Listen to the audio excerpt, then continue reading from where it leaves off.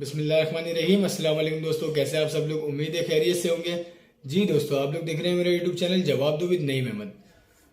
दोस्तों, अब से कुछ देर पहले मतलब जब ये वीडियो आप लोग देख रहे होंगे उससे तकरीबन आधे घंटे पहले एमकेएम के जो बानी और कायद हैं अल्ताफ हुसैन साहब, उन्होंने एक बहुत अहम बयान दिया है। और ये अहम बयान उन्होंने दिया है जनरल परवेज मुशर्रफ साहब के हक में। बहुत अहम बयान है, बहुत समझने और सुनने वाला बयान है। और ये बयान जो है, इस बयान में जो अल्ताफ हुसैन साहब हैं, इन्होंने जो नामवर सहाफ़ी है ना, उनको झंझोड़ा है, उनके ज़मीर को झंझोड़ने की कोशिश की है। क्या कहा है इन्होंने अपने बयान में, मैं आपको पूरा तफसील के साथ बताऊंगा। उसके अलावा आज जो है एमकेएम बहादराबाद ने अपने जनरल वर्कर्स का भी इजलास बुलाया और इस इजलास में मुस्तफ़ा कमाल साहब, खालिद मकबूल सिद्दीकी, डॉक्टर फारूक सत्तार, अनीस कायम खानी, सब ने बारी बारी जो है बारी बारी खिताब किया। और ये खिताब तमाम लोगों ने पीपल्स पार्टी के खिलाफ किया। और पीपल्स पार्टी के खिलाफ जो वो बहुत भड़के हैं और उन्होंने भी एक बहुत अहम ऐलान किया है। तो जी पहले शुरू कर लेते हैं एमकेएम बहादराबाद से। आज एमकेएम बहादराबाद वालों ने अपना एक जनरल वर्कर्स का इजलास बुलाया था। और इस इजलास से पहले तो अनीस कायम खानी साहब ने खिताब किया, उसके बाद जो है वो फारूक सत्तार साहब ने खिताब किया, फिर उसके बाद मुस्तफ़ा कमाल साहब ने खिताब किया, फिर मुस्तफ़ा कमाल के बाद जो कन्वीनियर हैं, जो सरबरा हैं, डॉक्टर खालिद मकबूल सिद्दीकी साहब, उन्होंने खिताब किया। तो जी मुस्तफ़ा कमाल साहब अपने खिताब में कहते हैं, हम अमन पसंद लोग हैं मगर खामोशी से नहीं, अमल करके मरेंगे। एमकेएम कारकुनान अपने मुस्तकबिल के लिए धरना और रोडों पे मुस्तकिल बैठने के लिए तैयार हैं। और इसके अलावा मुस्तफ़ा कमाल साहब ने पीपल्स पार्टी के खिलाफ जो है बहुत ज़्यादा भड़के हैं। और जो डोमिसाइल का इश्यूज है यहाँ पे, कि मतलब जो नौकरियां दी जा रही हैं, काफ़ी सारी नौकरियां जो है वो जो कराची के नौजवान हैं उनको स्किप कर दिया, इसको बिल्कुल जो है ना हटा के सारी नौकरियां जो है वो सिंध के दीगर शहरों से दी गई है। उसके अलावा इन्होंने कहा ये सब जो है यहाँ पे जाली डोमिसाइल वगैरह बनाए जा रहे हैं और इन जाली डोमिसाइल के तहत जो है ये यहाँ पर नौकरियां जो है वो कराची वालों को नहीं मिलती, वो नौकरियां जो है सिंध के दीगर शहरों में जो रहने वाले सिंधी भाई हैं उन लोगों को दे दी जाती हैं। तो इसके बाद जो सरबरा है डॉक्टर खालिद मकबूल सिद्दीकी, डॉक्टर खालिद मकबूल सिद्दीकी ने भी एक बयान दिया और वो कहते हैं कि पाकिस्तान नाजुक मोड़ पर है और कोई फैसला करने वाला नहीं है। कमज़ोर मईशियत इस मुल्क की सियासत और जमहूरियत को भी लेकर डूब जाएगी। दोस्तों साथियों, वो वक्त आ गया है जिसके लिए इतने साल इंतज़ार किया। तो असल में एमकेएम का जो प्लान है ना, वो प्लान ये है कि एमकेएम अभी 10 तारीख को अपना जलसा करना जा रही है बागे जिना में।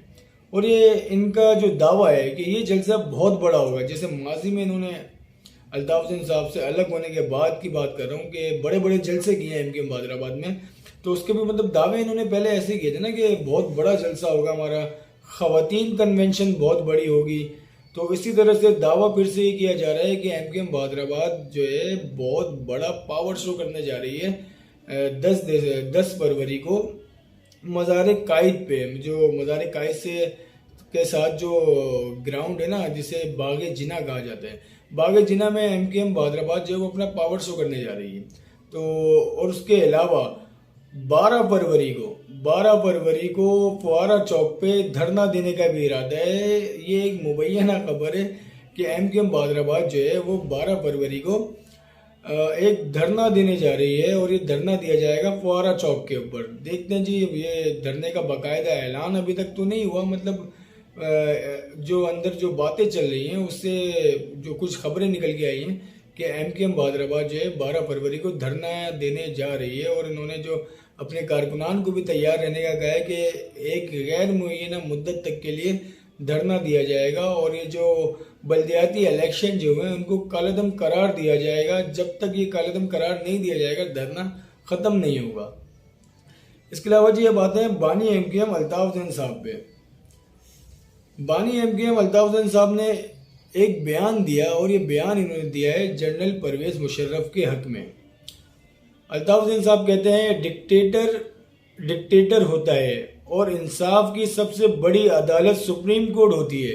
पाकिस्तान में कई जनरलों ने आइन तोड़कर जमहूरियत का तख्ता उल्टा और मार्शल लॉ लगाए, मगर आइन शिकनी पर आर्टिकल 6 के तहत गद्दारी का मुकदमा, कैद और जलावतनी का सामना सिर्फ जनरल मुशर्रफ को करना पड़ा। इसलिए फर्क सिर्फ डोमिसाइल का था। जनरल परवेज मुशर्रफ का डोमिसाइल ना सिर्फ कराची का था बल्कि वो एक महाजिर भी थे। जब 1999 में फौज ने नवाज शरीफ हुकूमत का तख्ता उल्टा, उस वक्त जनरल परवेज मुशर्रफ मुल्क में नहीं बल्कि बैरून मुल्क दौरे से वापसी पर तैयारे में सवार थे। मुल्क में take over general Pervez Musharraf के साथी जनरलों ने किया, लेकिन आइन के आर्टिकल 6 के तहत गद्दारी का मुकदमा सिर्फ जनरल परवेज मुशर्रफ के खिलाफ चलाया गया, जबकि हुकूमत का तख्ता उलटने वाले किसी भी दूसरे फौजी जनरल पर आइन शिकनी या इस पर माउनत करने पर आर्टिकल 6 के तहत गद्दारी का मुकदमा नहीं चलाया गया। आइन के आर्टिकल 6 की शिक 1 में जहां आइन तोड़ने या मुअत्तल करने वाला गद्दार का मर्तकब करार दिया गया है, वहीं आर्टिकल 6 की शिक 2 के तहत आइन को तोड़ने या इसको मुअत्तल करने में माउनत और मददगारी करने वाला भी गद्दारी का मर्तकब करार दिया गया है। लेकिन आर्टिकल 6 के तहत मुकदमा सिर्फ जनरल परवेज मुशर्रफ के खिलाफ चलाया गया, जबकि इनकी माउनत करने वाले ना तो किसी फौजी जनरल को गिरफ्तार किया गया और ना ही आइन मुअत्तल करने को जायज करार देने वाले सुप्रीम कोर्ट के किसी जज पर आर्टिकल 6 का मुकदमा चलाया गया, सिर्फ इसलिए कि जनरल परवेज मुशर्रफ और बाकी जनरलों और जजों में डोमिसाइल का फर्क था। वाज़ेह रहे कि मैं यहाँ जनरल परवेज मुशर्रफ की आइन शिकनी के अमल को जायज करार नहीं दे रहा हूँ, बल्कि इंसाफ के दौरे मेयार को वाज़ेह कर रहा हूँ। आइन को मुकद्दस करार देने वाले और आइन के तकद्दुस की परचारी और जर्रा बराबर ज़मीर रखने वाले दानिश्वर एंकर्स और सहाफ़ी जवाब दें कि मुल्क में इंसाफ कहाँ है। अगर वो जवाब नहीं देंगे तो वो आइन के तकद्दुस की बातें करके आवाम को बेवकूफ़ बनाना छोड़ दें। मुल्क के लिए लड़ने वाला परवेज मुशर्रफ आज जलावतनी में मौत की आगोश में चला गया। इन्ना लिल्लाहि व इन्ना इलैहि राजिऊन। अल्लाह ताला परवेज मुशर्रफ की मग़फ़िरत फरमाए और इनके अहले खाना को सब्र जमील अता फरमाए। ये एक बड़ा लंबा चौड़ा एक बयान दिया अब से कुछ देर पहले बानी MKM अल्ताफ़ हुसैन साहब ने।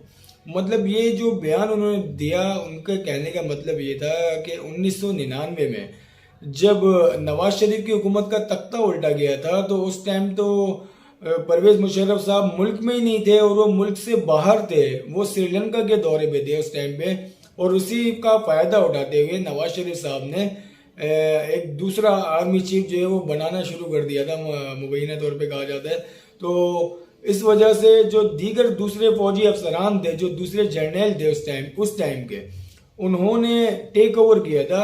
मुशर्रफ साहब से तो किसी किस्म का राब्ता ही नहीं था, और जहाज़ जो है जिसमें मुशर्रफ साहब जो वो सफ़र कर रहे थे, वो जहाज़ ऊपर ऊपर घुमाया जा रहा था, उस जहाज़ को कहीं भी उतरने नहीं दिया जा रहा था। तो काफ़ी देर बाद जो है जो पायलट होते हैं, पायलट जो है वो कहते हैं जी अब तो जहाज़ में फ्यूल भी ख़त्म हो रहा है, हमें जहाज़ कहीं भी लैंड करना पड़ेगा। तो फिर जनरल मुशर्रफ साहब को जगह दी जाती है कराची एयरपोर्ट पे, जो रनवे है जहाँ से हज की जो फ्लाइटें उड़ती थी, उस वाले रनवे पे जनरल मुशर्रफ साहब का कराची में तैयारा उतारा गया था। शायद इसी वजह से जो हम लोग कहते हैं कि मुशर्रफ साहब ने कराची को मतलब मुशर्रफ साहब का जो दौर था, सबसे अच्छा दौर कराची के लिए मुशर्रफ साहब का था। शायद इस वजह से कि वो उर्दू स्पीकिंग थे, या इस वजह से कि वो रिहायशी कराची के थे, या इस वजह से जब उनको कहीं भी जगह नहीं दी जा रही थी उनके तैयारी को उतरने के लिए, तो कराची में जगह दी गई। लेकिन उस टाइम पे हकीकत बात है कि कराची में बहुत से काम हुए थे और कराची दुनिया ने देखा था।